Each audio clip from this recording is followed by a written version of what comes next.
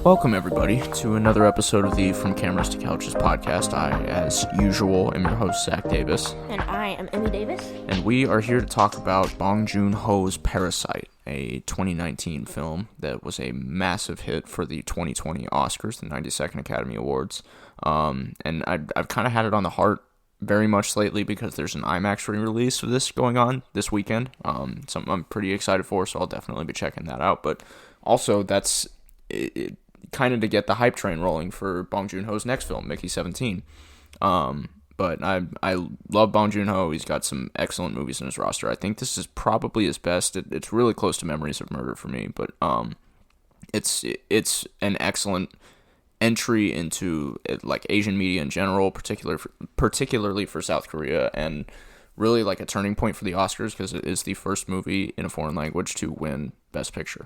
I didn't know that. That's super cool. I knew that it was the first Korean movie to win a Palme d'Or, but it's pretty exciting stuff. And honestly, I think this movie totally earns every ounce of that. It's excellently told. It's super well shot. Incredible movie. I actually just finished watching it again, and I was just eating it up the whole time. It's such a fun watch, and like there are so many tense moments, and like you can't help but be engaged for the whole thing. Yeah, it's very, very, it makes very good use of its time. Mm-hmm. Flows really well. But let's talk about the synopsis of it a little bit. So before I do the synopsis on this, I am going to say that I'm probably going to mispronounce a lot of these names. Do not assassinate me for it. I promise this is nothing personal. It is entirely me just going through. Okay. So basically we open up on the four members of the Kim family, who all live in this super small basement flat in this like downward alley in Seoul, South Korea. They're all making living wages by taking up like fairly menial jobs like folding pizza boxes and things like that. And like I think that the daughter, she like does it acting in weddings, so like if they don't have enough people to fill the space in weddings, she just like gets paid to go pretend to know the people. Very low qualification, just poor positional jobs. Now one of the family friends, particularly friends with the son Kim Woo, or Ki-woo, excuse me. He comes up to him and he says, "Hey, I'm about to go to university to study abroad, and I've been an English tutor for this rich family for a long time. You should take the position." And of course, the son is hesitant about it. Ki-woo is hesitant. He's like, "I don't know if I can do that." And he's like, "Well, you can just forge a certificate and pretend that you are some big English teacher, and you can make a great wage doing it." So he and his sister more or less hatch a scheme to get him in there, and he successfully interviews with the family. The family's last name is Park. There's four of them as well, an almost mirrored reflection of the family. There's an older daughter and a younger son, in addition to the mother and father that are living in this house. And he successfully like connives his way into working as the English tutor for the daughter. They make like a mock certificate. Now, tell me, when you rewatched it, was the certificate of Oxford? It was not. Okay. I saw that fact today, and I that was kind of one of the reasons I rewatched it because I didn't remember. I'm wondering if that's for the dubbed version of it, or if there is a dubbed version of this movie. I don't know. I hadn't seen. I guess we'll spoil what we're discussing right now. There's a fun fact that we both saw, apparently, without discussing it, where the certificate for wider international releases was made to be Oxford, but in the South Korean release, it was. Hold on, I have the name of it somewhere. It's like Yonsei. Yonsei. Probably butchering that, but university, and that's what it was when I watched it just now. They mention Oxford at some point. Well, actually, right after the degree is shown, the dad says, "I wonder if Oxford has a degree for forgery." Well, they should. So what was something I didn't mention is when the friend of the family is offering this position to Ki-woo, he also gives him this scholar's rock that is meant to symbolize like good fortune and wealth will come to you. Material wealth. Yeah. So once Ki-woo's in the door, and he started the English tutoring. He goes home, he tells his family how great it is working for the super rich family that's living in the middle of town, and like they are quite wealthy. I mean, they are very Ultra much rich. like we do not do things, we pay people to do them for us. They live in this house that used to be an architect's house that he built for himself. Like, that's the caliber of wealth we are dealing with. Yeah, they're quite stuck up. So once Kiwoo has successfully completed like his first day of tutoring, he's like, all right, working for this family isn't all that bad. What if we all had positions with this family? So they begin to hatch a scheme to slowly but surely get rid of each member of the close family's employ, and replace themselves. The sister, Ki-jung, is actually a little wiser than this, and finds an opportunity in the son who has had like some trauma in his life and is very artistic. She's like, I could impersonate an art therapist. So she goes in there and she gets a position as an art therapist. After that, she is able to plant the seeds of some sexual misconduct by their limousine driver in the back of the limo, which Mr. Park Benz, finds. It's not a limo. Oh, it is a Benz, yeah. They find Mr. Park finds a pair of panties in the back of the limousine and assumes that the young driver that is working for them was having some ladies in the back of the limousine, so he fires him. It's a Benz, not a limousine.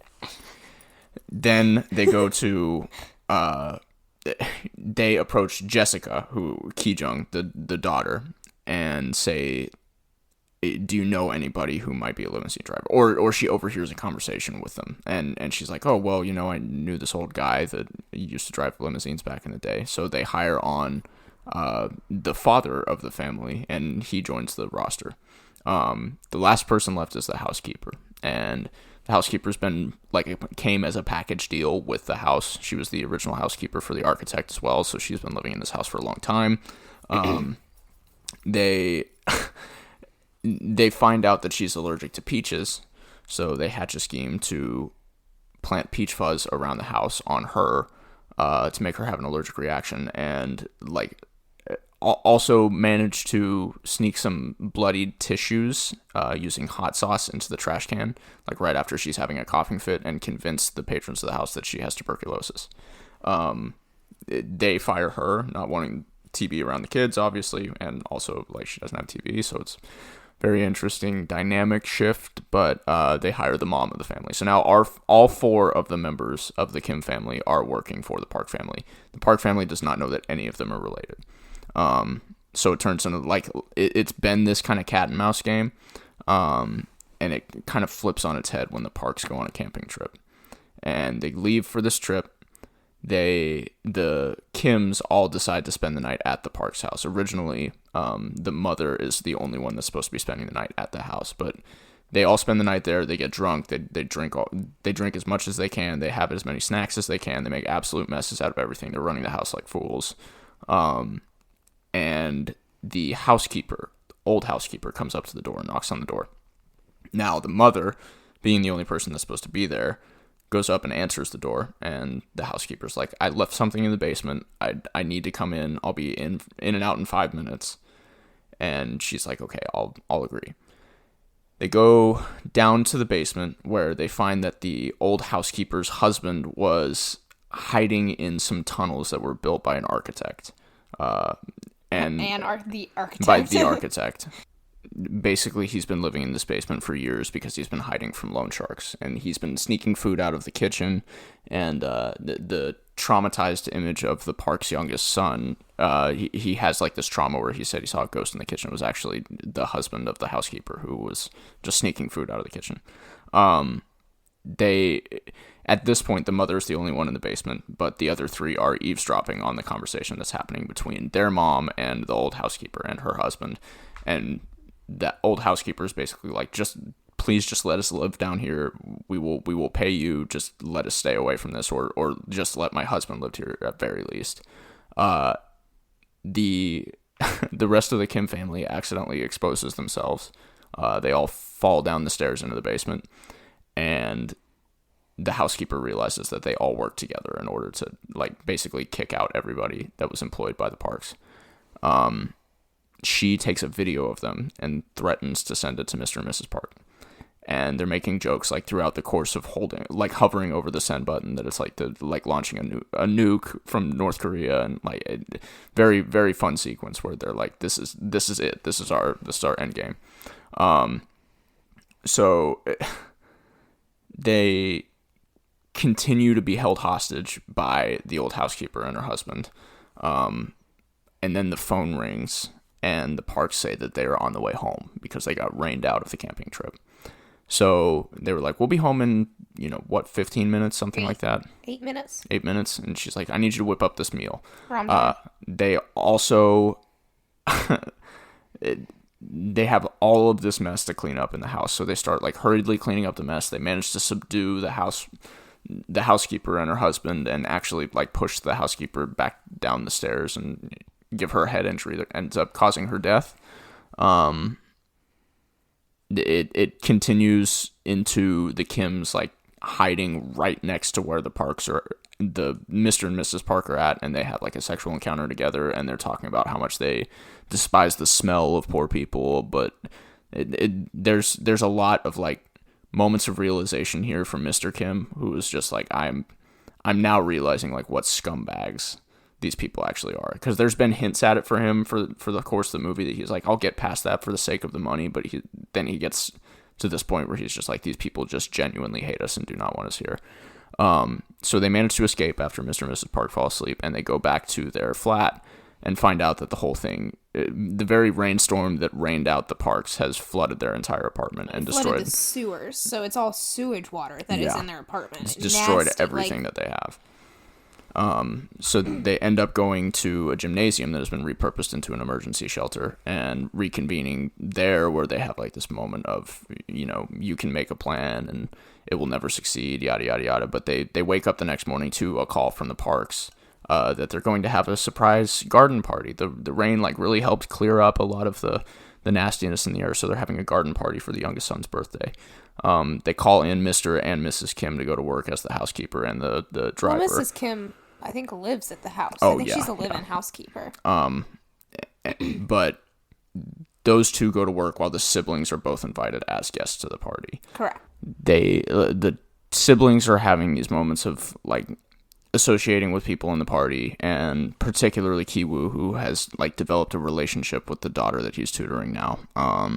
And he decides that he's going to go into the basement and finish off the housekeeper and her husband. He has the Scholar's Rock with him. I don't know why he brought it. Did he bring it as a gift? Something like that? No, he brought it to kill him. He had it after the apartment flooded. That was like the one thing that he grabbed in their quick escape from the water that's basically becoming electric as they're in the apartment. And he takes it to the gym, and as him and Mr. Kim are at the gym, they have this conversation about like Mr. Kim said that he had a plan, and he's asking him what his plan was, and he's like, sometimes having no plan is the best plan. And like there's just this really good shot of the son holding onto the rock, and the dad's telling him like, you need to let that thing go, and he's like, I can't, it keeps following me around. Yeah. And it clearly he is hatching his own plan in those moments. And so when he comes to the party, he shows up, big old rock, and knows exactly what he's going to do. So he takes the rock into the basement, where he finds that the housekeeper is already dead. She died from her head wounds, and the husband of the housekeeper assaults him, manages to overpower him, and slams the rock into the back of his skull a couple of times. So he's now down for the count. The husband makes his way out of the basement and into the kitchen and grabs a knife, where he walks out into the garden party and in front of all the guests stabs the daughter in the chest. The daughter of the Kims, the one that was posing as the art therapist. She goes, arguably most important, the son of the Parks immediately starts seizing, because the funny thing is he had that trauma where he saw what he thought was a ghost on the eve of his last birthday, or I don't know, on his birthday maybe, but he was getting his birthday cake. He was like sneaking down for some birthday cake, saw this thing, freaked him out, he had a seizure. And so now that we're at his birthday party the next year, his mom's like, trying to get Jessica, the daughter, to help out. And she's like, well, he really likes you. You're his art therapy teacher. And we'd love if you'd bring out his cake. Like, it's supposed to be like a trauma relief kind of deal. And she's bringing out this cake. And then she literally gets stabbed in the heart in front of this kid. And he just seizes. Yeah, it's a good. Which causes everyone's freaking out at this point. Obviously, all the guests are freaking out. Both families are freaking out, but it causes the dad of the Park family to like really kind of go into a frenzy. And like there had been previous discussion about how important it is to get a child in particular to a hospital within 15 minutes of a seizure. Like you don't have time to wait for an ambulance. So they're kind of looking to Mr. Kim to help out because he's the driver, and Mr. Kim is way more preoccupied with his daughter that they don't know is his daughter, who has just been stabbed. Yeah. Yeah, there's a point. Such a great, wild sequence. Yeah. Mr. Kim is basically like standing over the body of his dying daughter, and his wife is able to She's fighting with the guy that stabbed the housekeeper's husband. Yeah, she ends up stabbing him with a barbecue skewer.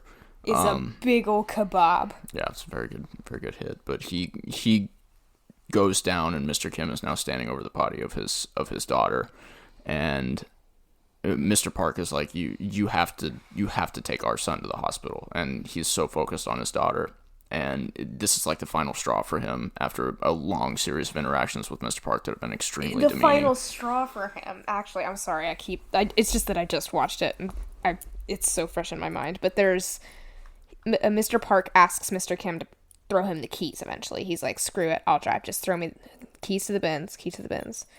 Throw him the keys to the Benz, please. And he does. And as the keys hit the ground, like seconds later, the tussle that Mr. Kim's wife and the housekeeper's husband are in lands them on top of the keys. And that is actually where the housekeeper's husband dies, and he kind of like dies on top of him. So Mr. Park has to like roll over his body, and there's a face that he makes like it just out of disgust of not only this man, but like there's like you can tell there's something about the smell, and that kind of was such a big trigger for Mr. Kim in the past, and he loses it. And then he stabs Mr. Park. Yeah, he stabs him in the chest and then flees the scene, leaving his wife and his son and his now dying daughter. They're just all trying to. They just have to recover on their own. So we cut to several weeks later, and there's Ki-woo is now recovering from brain surgery since he got bashed in the head a couple of times with a rock. Big ol' rock. He and Chung-suk, the mother, have been placed on probation because they are now being accused of fraud. The whole story has come to light about how they basically stole these people's jobs and just manipulated them. Yeah, I think they're on for like fraud, forgery, trespassing. Yeah.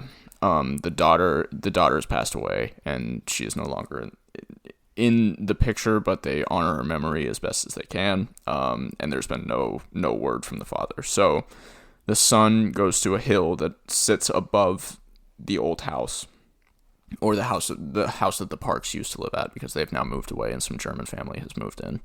And he sits there and sees Morse code starting to flash on the staircase or on the lights that are above the staircase that is above the basement, which is something that the housekeeper's husband would do for Mr. Park. And he sees these messages flashing in Morse code, is able to translate them, and realizes that it's from his father, and his father is basically leaving him a note saying, I hope you guys are okay. I'm down here, and I will continue my life down here.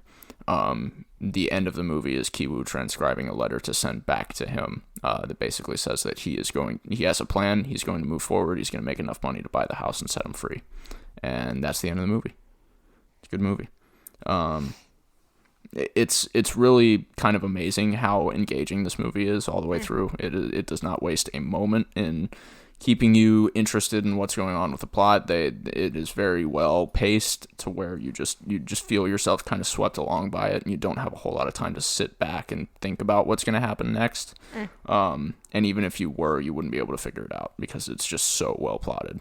But this is a script adapted from a play that Bong Joon-ho wrote back in 2013 when he was working on Snowpiercer, and he got one of his friends to help him make it into a screenplay. They put it together and decided that it was going to be their next project, but only under the condition that the guy that plays Mr. Kim would play Mr. Kim. And he agreed to be part of the project from the beginning of it, and it turned into this thing that like nobody really could have anticipated. It's just fantastic.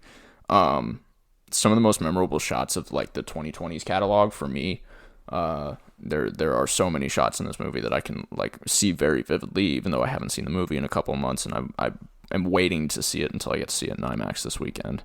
But it's just fantastic. It's really, really impressive what they're able to do with such small spaces and such small sets. And one of the big things about this movie that you will notice if you see it is the architect's house is like meticulously designed. And there's a reason for that. It's a set that they built entirely for the movie. It looks like it's a real house, and it looks very authentic and has very, I don't know. It's got a lot of style to it. Feels like it could be a very lived-in space, but it's entirely just a set. I'm totally about this. So let's go into some favorite scenes. I was kind of loose on the synopsis just so we could get a little bit more in depth with some of the processes in these scenes. Okay. First one I've got is the peach scheme. I love the way that this montage is cut. It's so perfect, like launching around. That's pretty much all I got to say about it. Yeah, I really like the scene towards the beginning when they're forging the document. There's just a short little sequence of them, of the brother and sister, and she's, I mean, clearly the artistically inclined one, and so she's in charge of doing this. And one of the things I really love about it is there's just this moment where they're in like this, I don't know, like classroom lab type thing. Like it's super dark. There's a bunch of computers, like I don't know, it almost looks like a NASA space, or like it's weird. Yeah. But she's smoking a cigarette while she's like editing together this forged document, and this lady comes up to her and she's like, "You can't smoke in here." And she's like, "Oh, okay, I'm so sorry, like give me that cup and I'll like put my cigarette out." And she just ashes it and then keeps smoking it, and it's like after the lady's walked away, and like that's just it. I love that. Yeah, that internet cafe scene is good. I the next one I had on here was just the Kims partying at the Park's house after they leave. It's really good. I love just seeing them just like take advantage of everything that they possibly can, and they're just like, this is life, living in luxury.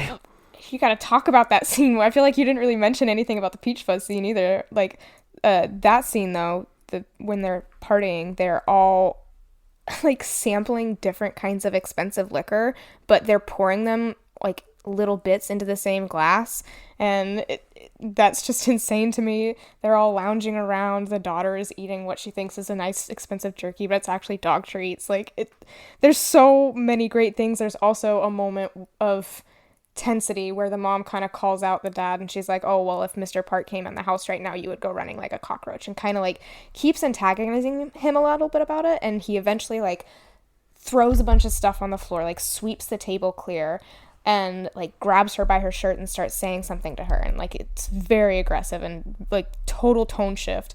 And then they end up to be just joking, like they both kind of look at each other and just start dying laughing, and they're like, did we get you guys, but I'm not entirely sure that they were joking. Like I don't know. Honestly, don't know. There might have been a little truth behind that.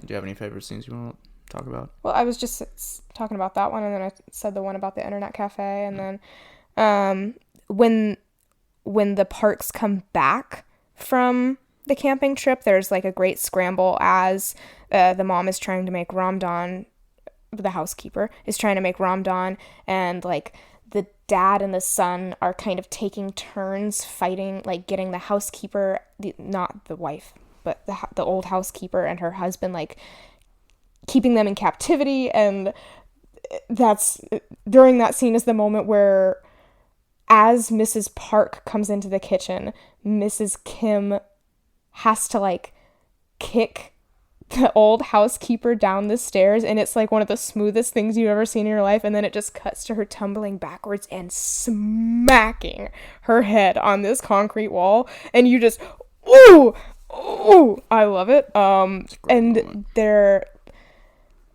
just every bit of that sequence, like, that's really when the tensity kicks into place, and it doesn't stop throughout the entire rest of the movie. And like, there's a little bit with the son under the park daughter's bed, and like one of the dogs is like sniffing at him and like barking at him, and she's like, what's going on down there? And then it gets saved by the bell, and it's all just so intense. Yeah, I didn't have anything else until the final party. Yeah. I mean, that's obviously one of the better sequences in recent movie history. I think that just the way that is shot, from everything from the shock of the moment of Kiwoo getting his head just caved in to Gaesun walking out into the party, and oh my god, it's perfect. Yeah, that was my last one. Yeah. Cool. Let's move on to some favorite quotes. I didn't have a lot of favorite quotes for this movie, mostly because it is in Korean, and so I feel like the translations lose a little bit of their luster. And also, it's not something that we're able to sit here and rattle off back and forth to each other like we usually are. I like Gensei, the housekeeper's wife, saying "respect." That's a good one. There's a good exchange between the husband and wife of the Kim family where the wife says, If I had all of this, I would be kinder. And the husband says, rich people are naive, no resentments, no creases on them. It all gets ironed out. It all gets ironed out. Money is an iron. Those creases all get smoothed out by money. And this movie approaches its themes like very, very on the nose. I don't know. I mean, they're not shy. Like, the stairs symbolism is outrageous in this. Like, you were always seeing the Park family go upstairs, and you were always seeing the Kim family go down them. Yeah. Yeah, it's very, very obvious, and I mean, very obviously inspired by Akira Kurosawa's Highs and Lows, which by title alone, it can pretty much drive you to it. There's also a real incident of fraud like this from back in the 1920s in South Korea that heavily inspired the events of this movie. Another one that I have that just kind of goes off of the one that you just had is, they're rich, but they're still nice. They're nice because they're rich. I had one where the brother and the son and the dad are having a conversation about the falsely forged document, and the father says, "So you've got a plan?" And the son says, "I just printed out the document a bit early. I am going to this college."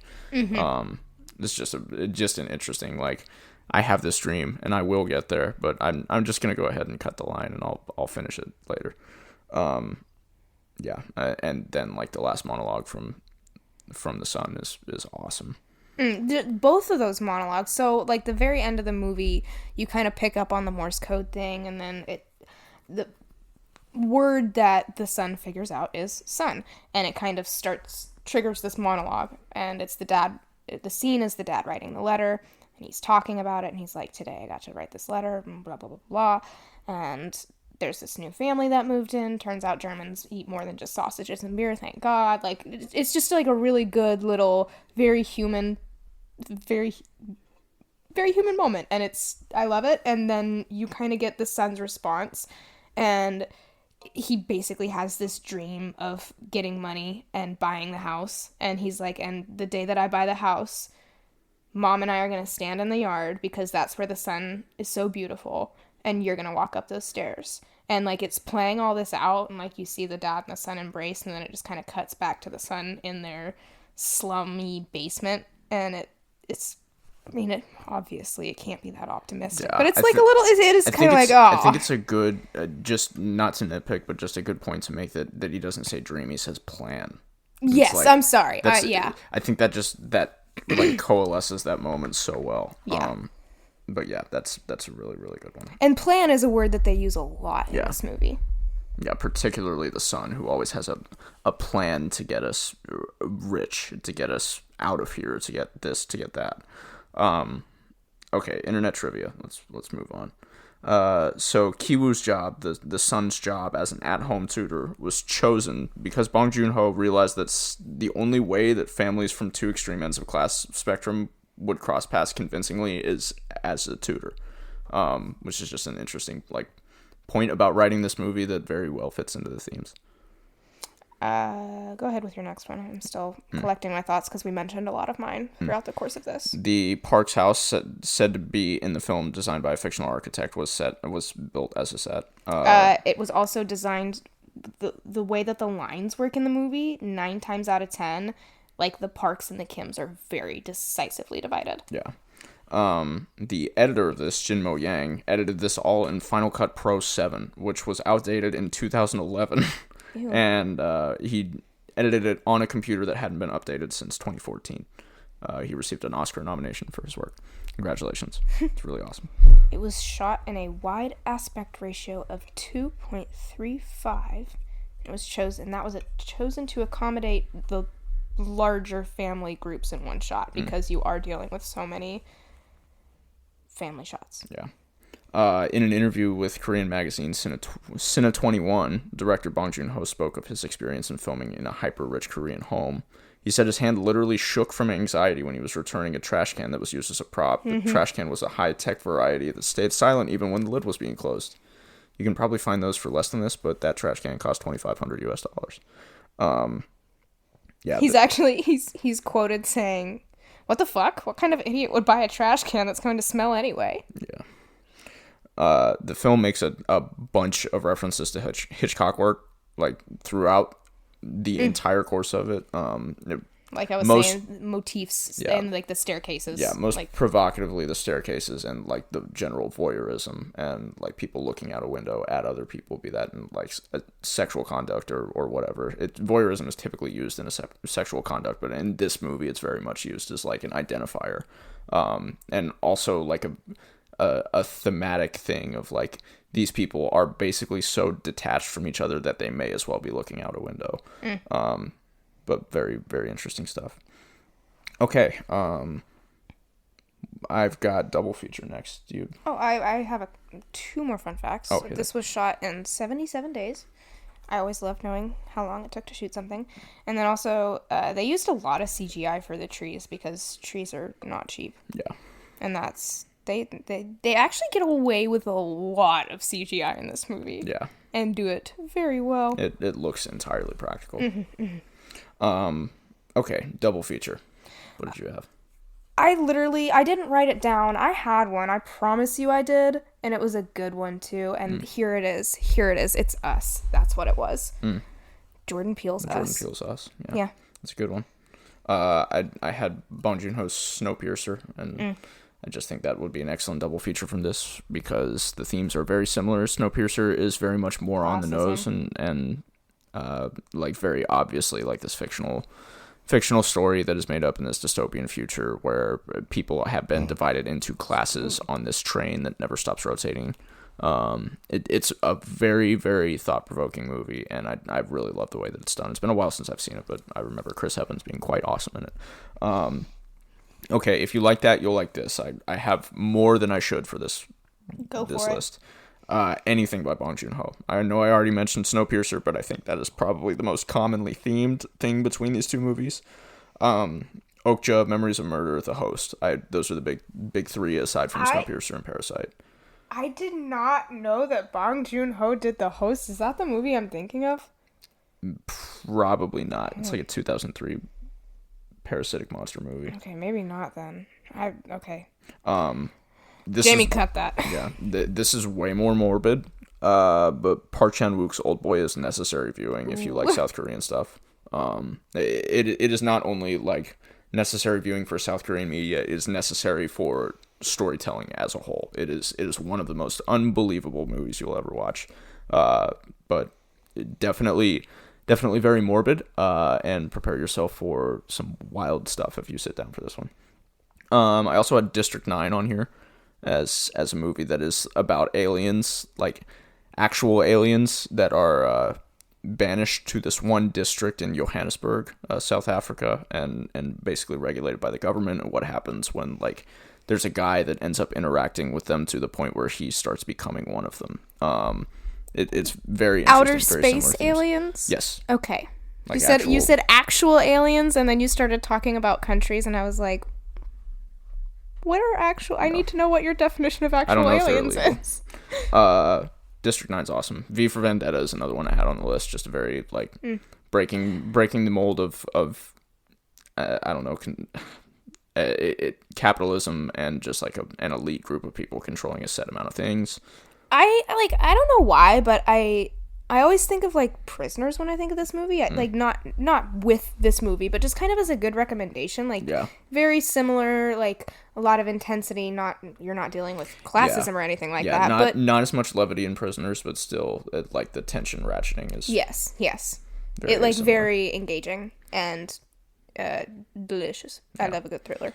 And then finally, I had Akira Kurosawa's High and Low, which is one of the inspirations for this movie as a whole. Very, very beautiful movie. Great one in Kurosawa's roster because it's not one of his most talked about, but it's definitely one of the best, if not.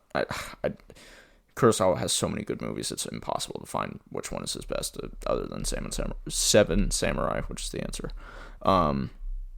Okay, well that's pretty much all I got. Yeah. So I think we'll go ahead and wrap this up, but I will be seeing Parasite again this weekend, so I will probably talk about it again on Sunday.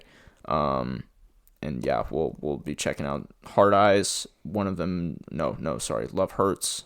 Some of the other stuff that's coming to theaters this weekend. The Becoming Led Zeppelin documentary is a huge anticipation for me. So very excited to see all those. But we will definitely catch you on the other side with the weekend roundup, and we will talk to you guys later. You guys can't see it, but I'm saluting you right now. I'm saluting you, giving you a standing ovation. Goodbye, ladies and gentlemen.